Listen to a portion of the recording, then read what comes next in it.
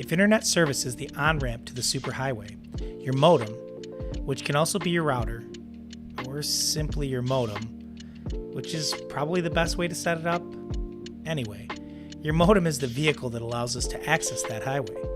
In our episode today, we're going to discuss these devices, how they're different than your router, and delve into the sleazy secret that your internet provider doesn't want us to tell you.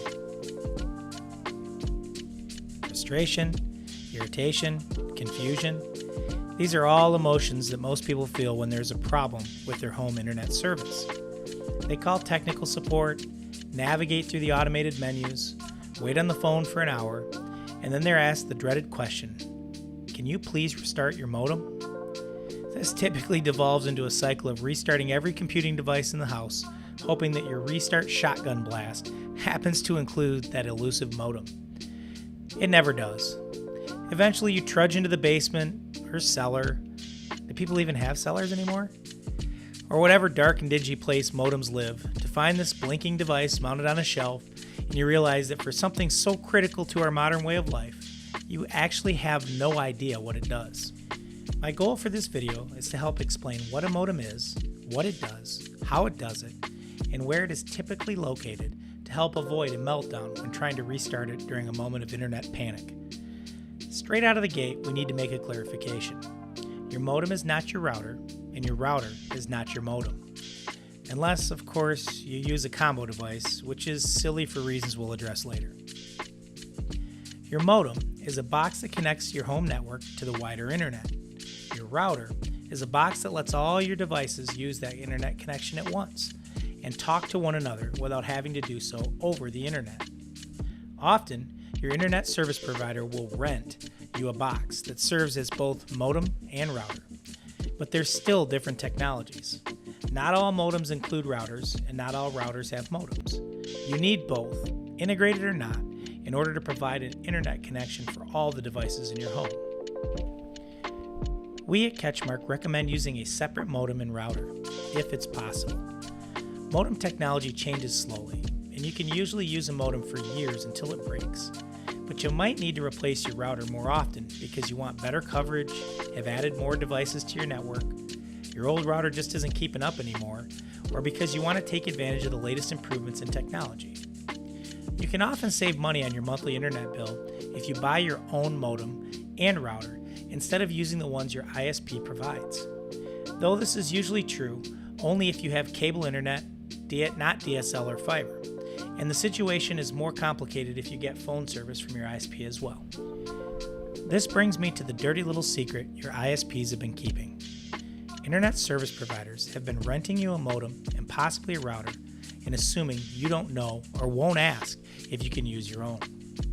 Up until December 20th, 2020, it was actually legal for them to charge you for the devices even if you didn't use or need them.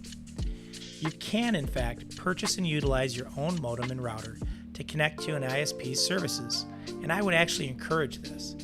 These devices will pay for themselves in less than a year or two and will almost always outperform the equipment provided by your service provider, as they buy the lowest end devices in order to maximize their rental profitability.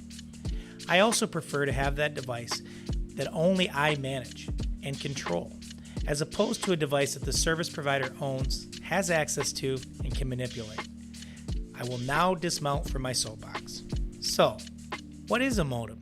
Well, it is the tiny box or device that sits between your computer and your wall or cable box, depending on the type of internet connection you have. If you're using dial-up or DSL, then your modem will typically connect to the wall through a phone drop.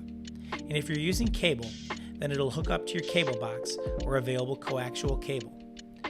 What your modem does is modulate and demodulate electrical signals sent through cables, phone lines, or other type of wiring. In other words, it translates the data sent to it so that that data can be used by devices on your home network. Computer information is stored digitally. However, information sent over phone and cable lines is done so in analog form.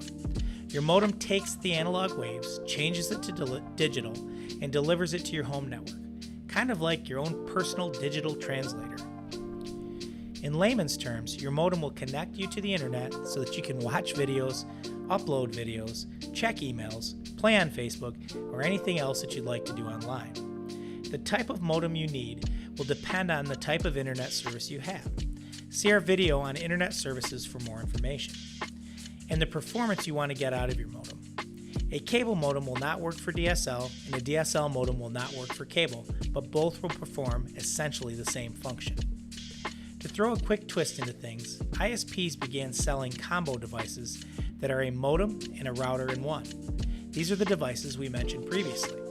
Without going into too much detail, I would avoid these devices because they typically suck at both jobs they are intended to do. If you have one of these devices, it was probably provided by the service provider, and sucks even more because they will purchase the cheapest device to do the job. Okay, I'm back from my rant and ready to continue. Your modem is an essential piece of equipment for delivering screaming internet speeds to your home network and should be treated with respect. I hope that this video has provided some useful information and made it easier to locate that darn modem in your time of desperation. So, if you like what you hear and you appreciate knowledge, please subscribe to our channel and tune in for our monthly content. I am Brent Raeth, and I have just one more thing to ask you. Did that make sense?